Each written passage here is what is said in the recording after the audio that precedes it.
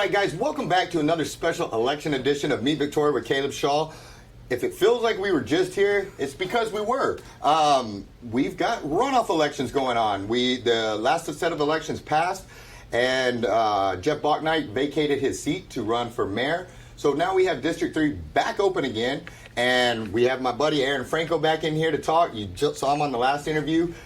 We're not going to rehash everything we already talked about because we had a pretty good interview the first go-around, got a lot of good things answered. So we will post that below. You can go click on that first article, read it, check it out. But we're going to ask some new questions and kind of get his thoughts on where we're at now and all that good stuff. This is for City Council District 3 race. Main voting is July 3rd. Early voting is June 16th through the 29th. And the last thing is we want to also let you know that this will be playing on Lone Star News Network. That is our new news network down here in Victoria that basically we're going to be telling you the stories that matter. No narratives, no filters, just truth and news. And we will be telling the stories that affect this location, border issues, the stories you see on the national front that aren't making it to our local news, we're going to try to bring to you. So keep an eye out for Lone Star News Network. Got a lot going on there. But without further ado, my friend, welcome back, man. It feels kind of like we were just doing this, you know? Thanks for having me back. Yes, sir. Well, tell me what in the world is going on. I know I just gave a brief little intro, but, last time we were talking, you were running for same seat, District 3 City Council against Jeff Bachnight. Lost that race, but it was a good campaign. You guys, you set the bar to me as far as how to handle things, how to look out for each other, all that kind of stuff. And I thought as candidates, you guys did a great job in that. Once he won, though, he vacated that seat to run for mayor. Yeah. So that opens this spot back up for a special election. Tell me a little bit about how that works for the ones of us that don't know. It's a little bit confusing. It's not just a free-for-all where you go vote. There's some things that have to happen. Tell me about that. Yeah, so Jeff, he did decide to run for mayor, and congratulations to him. I look forward to seeing his race for mayor and everything that he does in that race. But that does call for a special election for District 3. What that means is Jeff will stay in the seat for District 3 until Election Day. On Election Day, we will elect a new representative for District 3. Of course, we do have to reach the 50% mark in order to have a candidate win. If that doesn't happen, then it'll lead to a runoff election, which would push having a representative for District 3 a little bit further back. So let's dig into that one just a little bit for those that don't understand what a runoff election is with the 50%. Yeah. That means out of everybody running, and in this race there's now 5 candidates, so that's quite a few. One of you to be the winner has to clear the 50% mark and get more than 50% of the votes, correct? Yes, that's correct. So what happens if they don't? So if nobody reaches the 50%, the top 2 candidates will be put into a runoff election.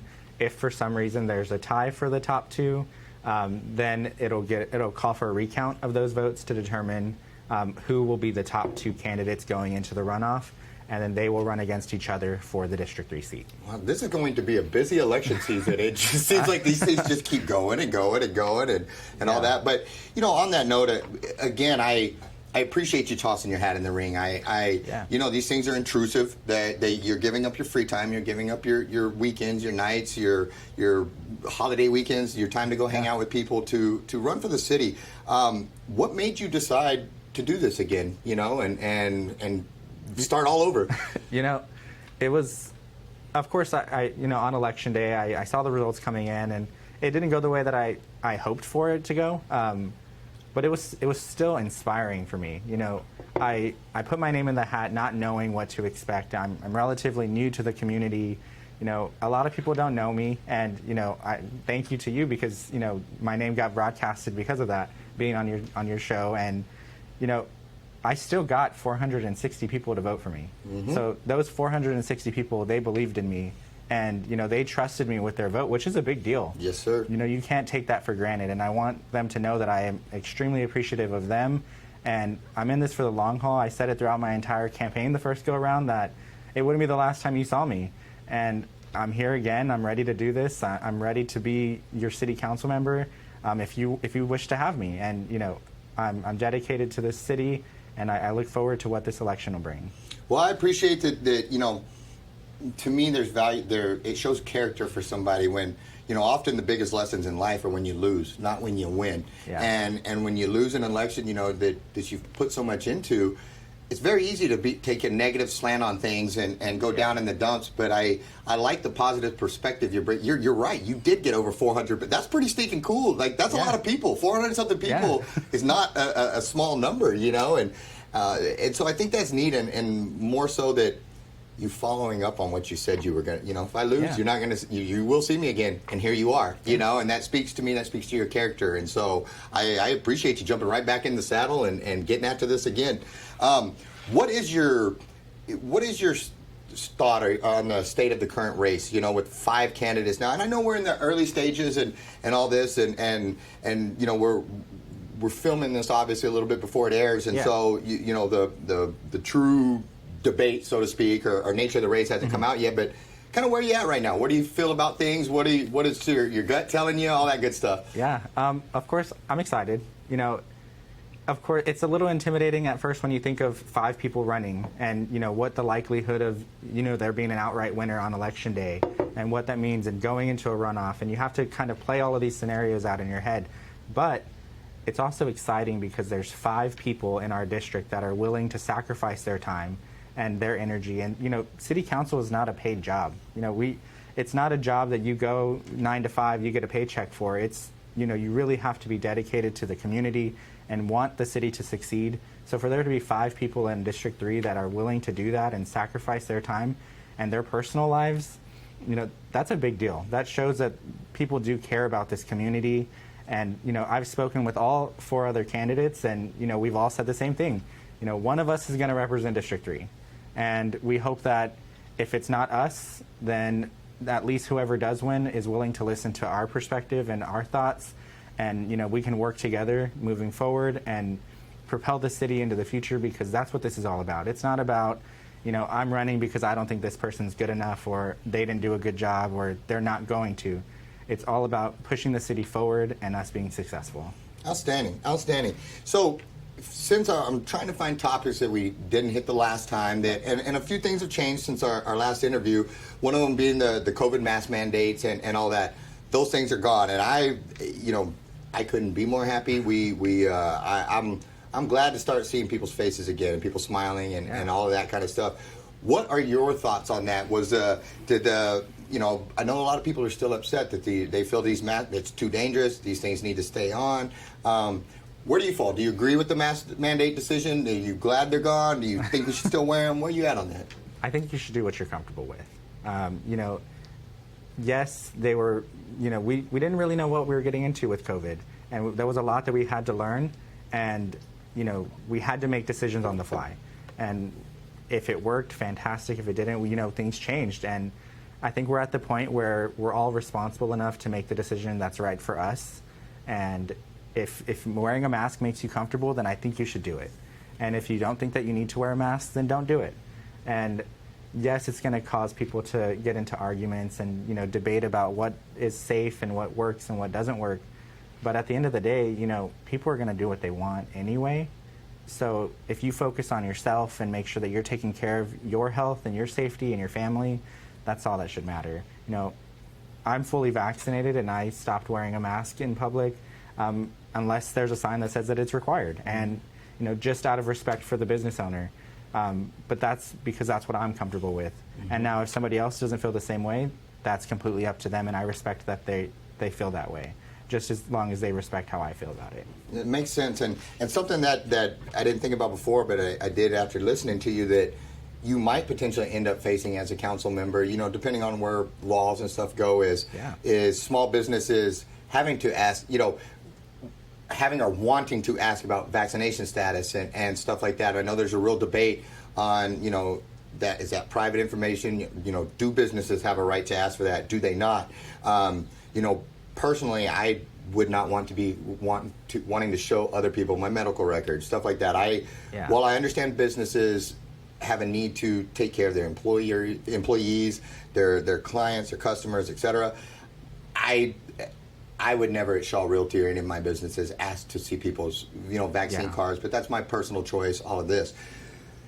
that may come before you guys at one point where you have to put a yay or nay vote on businesses being allowed to do this, or I worry that leads to further divide. And I guess my point is, if the vaccine works and you've gotten yours, what does it matter if I have mine, because you have yours? And and so that part of it kind of escapes me. So there's a really long lead up to ask you, where do you kind of stand, and you may not have all the information yet, but where do you kind of stand on businesses asking to see vaccine cards, or that possibly becoming, you got to show them to get into places. Reality. Yeah, what do you think about that? Because that might be coming down the pipe. Yeah, I think it's a tough one.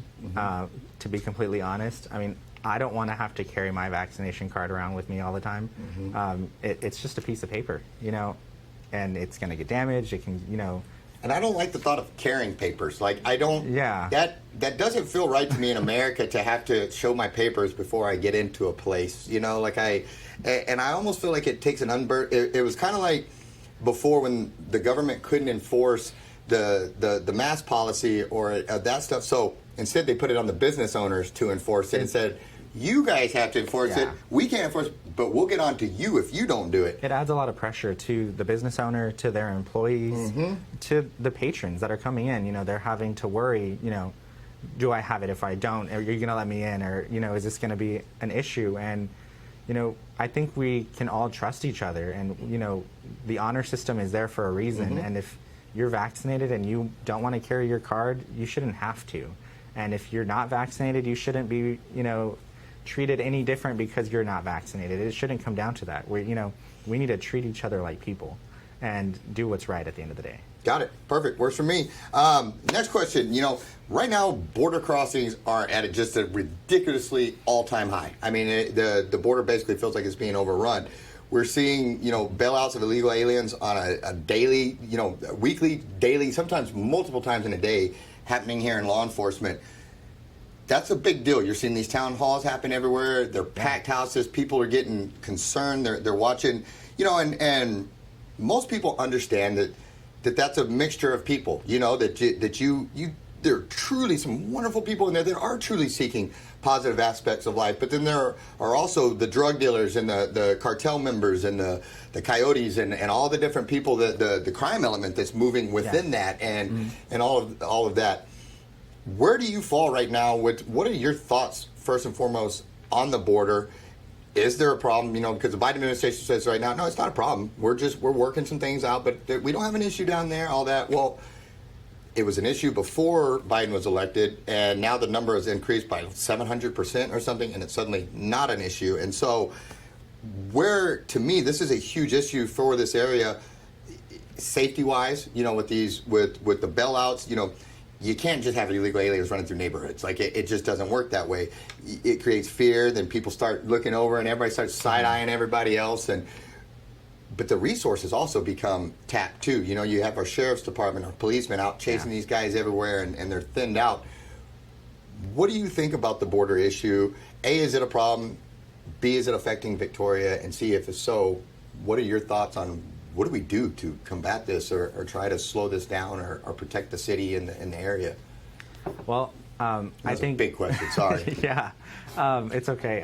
I think the border is always going to be something that we have to be concerned about, and not just our southern border. We have to think about our border as a whole, because we're going to have people coming from other countries that want to come to America because this is the land of opportunity. People want to be here, and I'm glad that people want to be here, but I think they need to do it the right way. If they come here and they're willing to go through the process of becoming citizens or coming here legally, fantastic. But, like you said, it does, tap out our resources, and, it puts a burden on our sheriff's departments and our other law enforcement, having to, one, make sure that our community remains safe, and two, ensuring the community that they're doing everything that they can to protect them at the end of the day. So I think we do have to look at it as it's always going to be an issue because people want to come here, and that's never going to change. And we may not always have the people that can come legally, or maybe they're trying and they are trying to get away from bad things in another country, and America being the land of opportunity, they come here to escape it, and it's going to be a little difficult to come into our country And do I think we could make it a little easier? Potentially. But, I think right now we have to look at it as, yes, this is an issue that we're facing. We can't just brush it under the rug and pretend it's not happening, because it is. It's affecting the people that live on the border. Whether it's the Mexican border or, the Canadian border, people are coming across into their land, into their properties, and they're worried about it. So if we're just sitting here and ignoring that it's happening, we're not doing them any justice. Makes sense. Gotcha. Sounds good. This one we talked a little bit about in the last one, but for those that didn't see the last interview, I kind of want to one more time touch on your political leanings and affiliations. And again, I know that city council is that is not a position that runs for Republican, Democrat, independent, whatever. But as we talked about last time, I do think it's important kind of which way you lean, or, so I have some type of insight as to which way when these issues, these national issues, all these, they always end up on the local front. And and the local these are the most important, like these votes, these outcomes affect life way more than I would argue things on a national level do. But here where they matter the most, we don't talk about Republican or Democrat and all that. And frankly, I don't care, to be honest. Like, I don't care. But I'd like to know where you lean, so I have an idea of what is your mindset when you approach these things. Are you looking at them through more of a fiscal lens or a more left-leaning lens, or so I have an insight as to who you are. And so overall, would you? Well, you answer that how you want to. I won't even box you in on an answer. You can answer as deep down or as vague as you want to on that. But which way do you kind of lean on things, and what's your kind of political ideology, so to speak? I mean, I think you hit the nail on the head. A lot of big issues, we feel them here at the local level. And decisions that change our everyday life happen at the local level with our local government. So we should care about where they fall politically to a certain extent. I don't think that declaring a party really matters, because at the end of the day, you should be voting for somebody that's going to do the right thing, and the person that you feel is going to do the right job, whatever political party they're affiliated with. And I said it during our last interview that, I'm going to vote for the candidate that does the right thing and I feel is the right for the job, whatever their political party is. I'm not going to sit here and say, I have to vote straight ticket because that's all that I know. I'm going to do my research into each candidate and figure out who the right person is for the job. And I consider myself to be a moderate for that reason, because I will vote for a Republican, I will vote for a Democrat, I will vote independent, because I truly believe that that person is fit for the job. I believe you too. I absolutely believe you, and I think you're right on with that. One of the big issues right now that everybody, I think since our last meeting, is CAD assessment values went out and just kind of kicked everybody right in the gut. One of the big things that I've been hearing is, everybody knows that residential values shot through the roof, and that those assessed values on properties are they're killing people, and they're about to see their taxes just skyrocket. The answer that I've kind of been hearing is, well, we're not going to really do much for the residential side, but they've been historically undertaxing the business side. So we're going to go to the CAD and we got to get on them to tax the businesses as fairly as they're taxing residential. So residential's not having to pay all of it. Well, that doesn't really do anything for residential. Actually, in my opinion, the people that own the residential are the same people that own the commercial, and you're about to jack up all their commercial value. So we're going to have high residential and high commercial properties, and that seems to be everybody's answer right now. I want to go a completely different direction. I want to see a consumption tax. Instead of seeing, because me as a property owner, I own my home and then I own my office. Well, if they rate, I'm taking double whammies here. My increase, my salaries haven't quadrupled or doubled or anything like that. But the fair solution that I can see is a consumption tax. And this is a big thing that we would have to work towards and all that, but I truly feel like the numbers are there. I feel like the community would support having the burden of property taxes taken off of those property owners and spread across everybody. What are your thoughts on a consumption tax versus property taxes? Is that something that you would be willing to look at, or is that something that would be dead on arrival with you, that no, I won't even look at that because this is the system that we have and we're going to work within that? Well, I have to agree. The CAD came through and It did. I felt it too. I mean, I saw that, my property was appraised way higher than what I thought it was going to be, and that is going to affect me long term. And the unfortunate part of that is, a lot of that property tax doesn't directly benefit the city. We have to pay some to the state of Texas, and then part goes to the county. A good chunk of it goes to the school districts.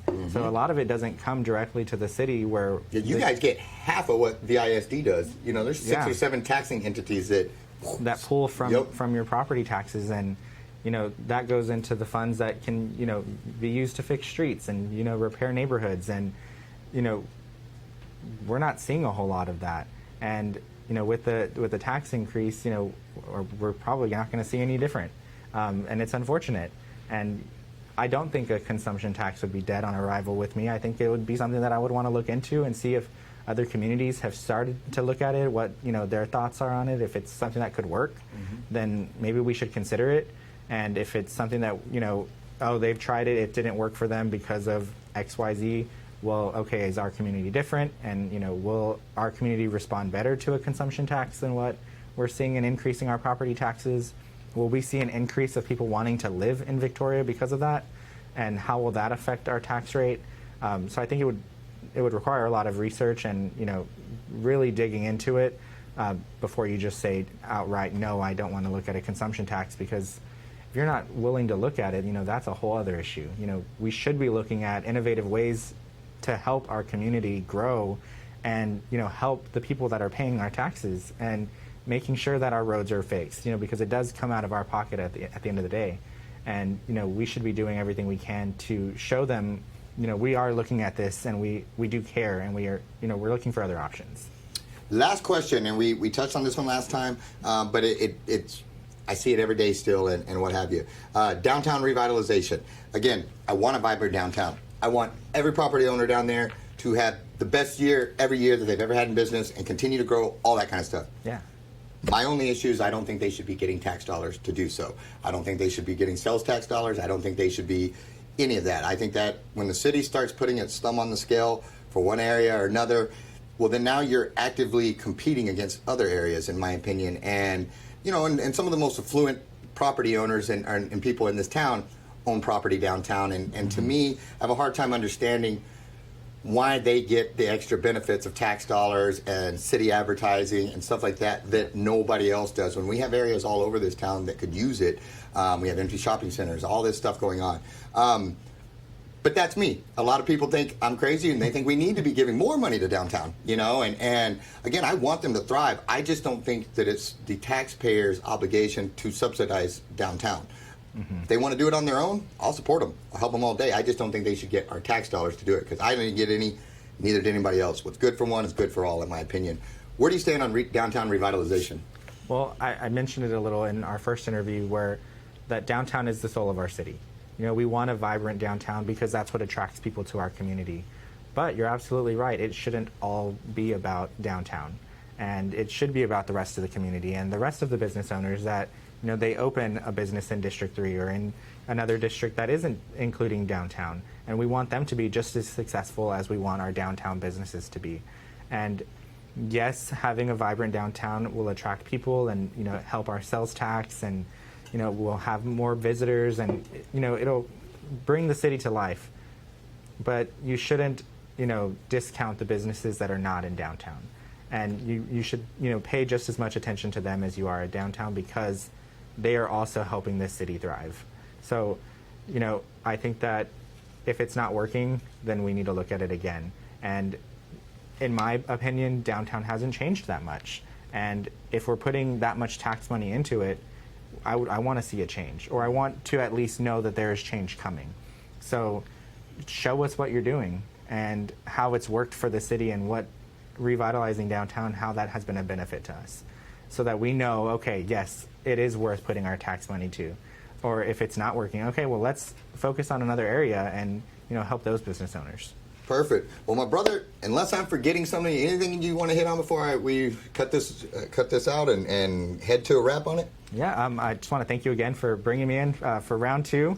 Like I said, I'm ready. I'm ready to run again. I'm excited. I I hope that I can be the candidate of your choice. If you want more information on me, you can visit my website, aaronrfranco.com, or follow me on Facebook for the latest updates. Outstanding. And once again, guys, voting is, elections are July 3rd. Early voting is June 16th through the 29th. June 7th is the debate. It will be hosted simulcast by Me Victoria and Lone Star News Network. Make sure you check that out. Make sure you follow, like, subscribe, all that good stuff. And we will see you at the next one.